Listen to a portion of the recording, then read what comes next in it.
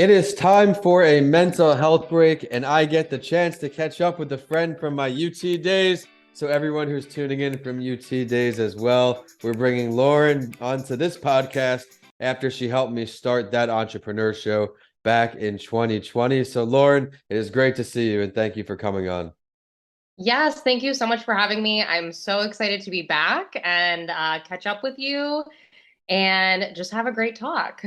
I am as well. I noticed some posts and stories on Lauren's Instagram that were relevant to this show, so I reached out and I'm glad she did want to come on. I will preview her story just a bit before we bring her on the show today, and be sure to stick around for the spotlight story later on. She is a recently new mother, so we're going to go over some mental health related areas that go with motherhood in a NAMI article titled Motherhood and Mental Health. But Lauren's journey with a rare autoimmune disease inspired her to go back to school and complete the health coach training program at Duke Integrative Medicine. She is also a yoga teacher who has been teaching for over a decade, and that's what she was on that entrepreneur show for. She's now training to become a certified yoga therapist. We'll talk about her mental health journey as a mom, who is her latest and favorite role is being a mother to Maddox. So, Lauren, let's get this show started. Let's talk about your mental health journey and now leading up how that's all been affected with your newborn. Yeah, it's so crazy because I look back and I am, in awe of how much taking care of our mental health really matters and how much it affects honestly everything. And it really does affect our health and things like that. Anytime I've been in a really stressed out state or, things haven't really felt in alignment, it Right. totally 100% affects my health. And things like that. So I think getting those types of things under control, finding stress reduction techniques that have really worked for me, things like that have been so instrumental in my health journey, my mental health journey. I kind of consider them the same thing, honestly, now. Okay. But yeah, and just looking back on situations and thinking, oh my gosh, I'm so happy I have these tools now in the present to keep me moving forward in a healthier way and things like that. Also, becoming a mom, nothing can really prepare you for that, or just becoming a parent in general, nothing can really prepare you for that. So having, tools that can help you stay grounded and, you know, keep you regulating your emotions well so you can teach your son, daughter how to do the same for themselves, I think is one of the best skills you can possibly pass along. So that's Touching just a little, a lot of yeah. great stuff there, even right in the beginning, taking time for self-reflection. I think that's huge in a world that's always go, go, go. It's important to step back, reflect, and then work best from that. You also mentioned finding more mental health tools, finding more resources.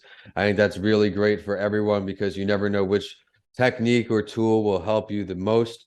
What works for some doesn't work for everyone. So you always encourage finding more mental health tools. But you mentioned, we talked about Maddox a little bit. Let's talk about mental health related to motherhood. I've had also from UT Gab on the show to talk about her Oh, that's experiences awesome. after pregnancy and during pregnancy. I learned about the fourth trimester on those episodes. So please share some experiences if you don't mind.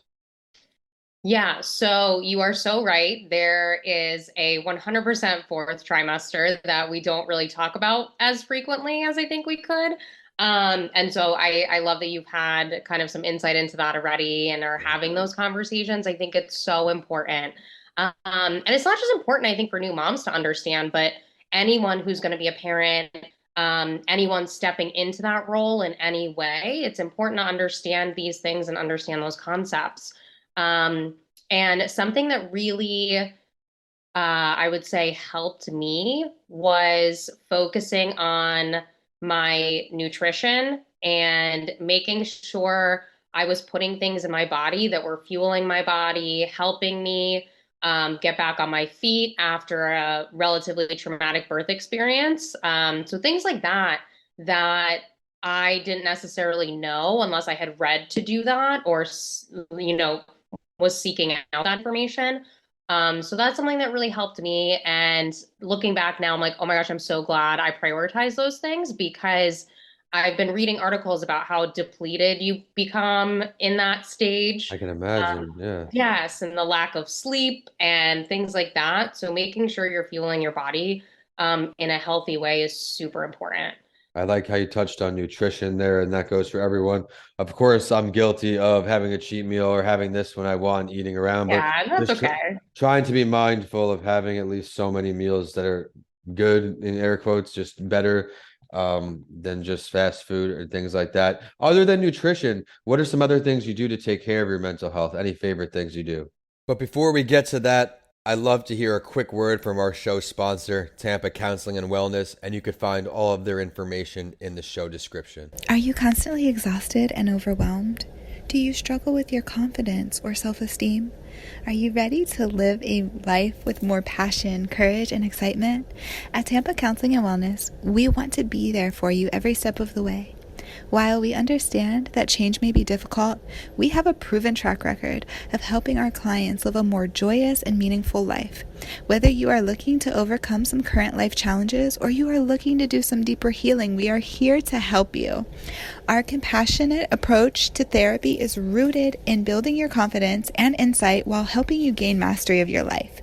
If you would like to learn more about our services or you would like to schedule a free consultation with one of our clinicians, please visit us at www.tampacounselingandwellness.com or simply call or text us at 813-520-2807. We look forward to growing with you, Tampa Counseling and Wellness, where it is okay to not be okay.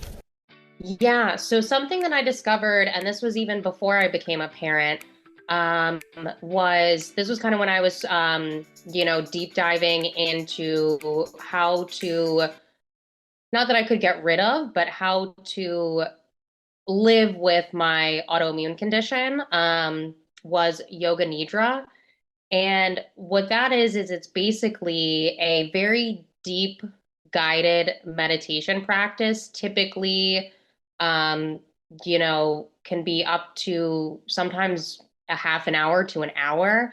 And what that aims to do is put your body in a state of you're still awake, but you're accessing these brain waves of sleep and relaxation. So you're kind of sitting in this sweet spot between sleep and wakefulness. And it's something that I think if you can tap into that, it really helps you feel super grounded.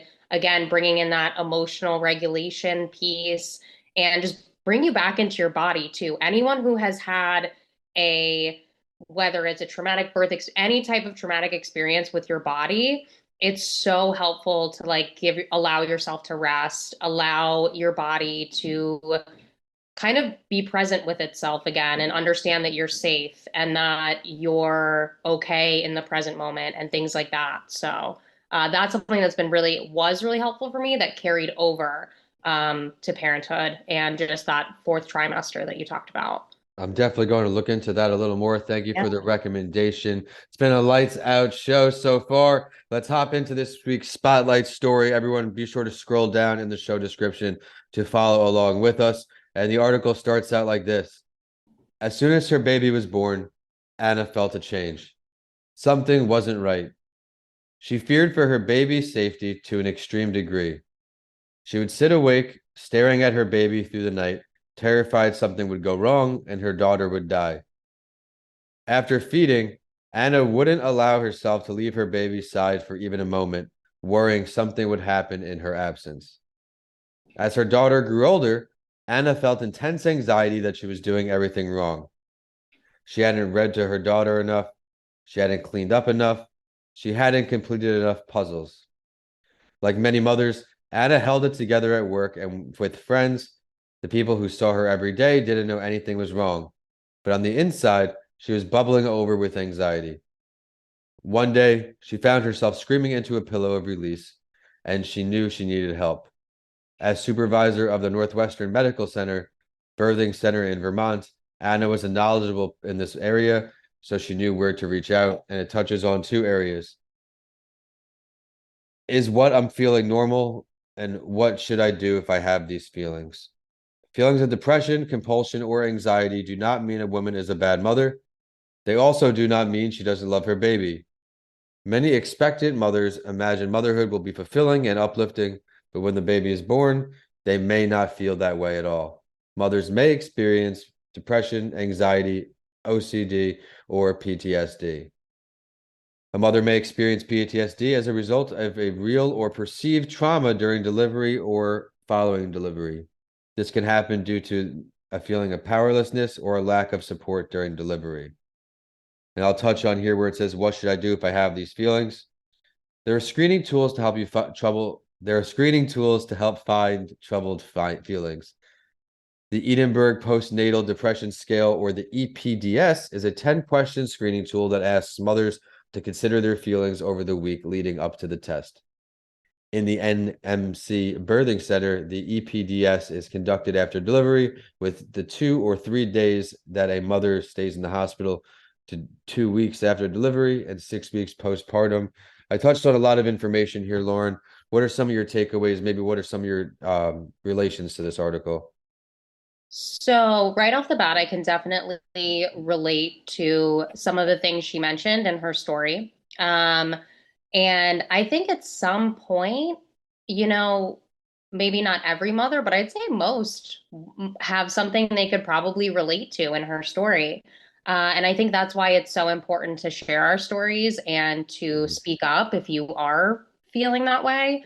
I know right after I had Maddox, I joined a mom support group, and that was so helpful for me. Finding community in a time that can feel challenging is so important. Um, and, just as important as, the whole self-care piece, finding community care. So that was something that really was helpful and helped for me.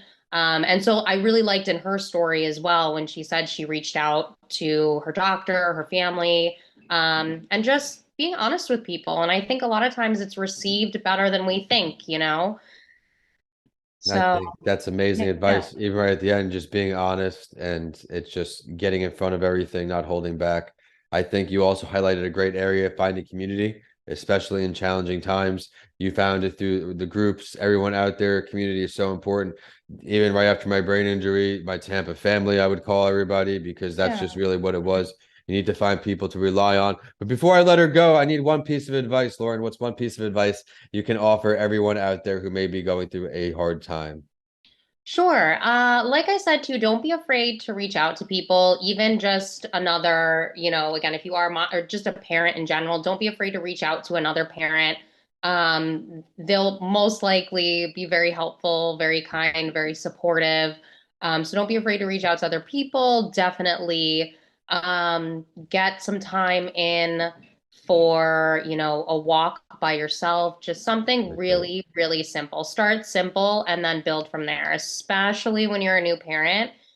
So much of your time is, focused on your child, and it can be such a beautiful experience. And just take small steps to get back to yourself. It doesn't need to be anything super huge. So, Yeah, well, thank you for sharing that. I think that's very uplifting right there. And everyone out there, tough times aren't forever. Just have to find a way to get through the best you can. Is there anything you want to touch on, Lauren, before I let you go? We are signing off, Lauren. It was great to catch up with you a bit, and I can't wait to talk again yes, soon. you as well. Thank you so much for having me. Of course.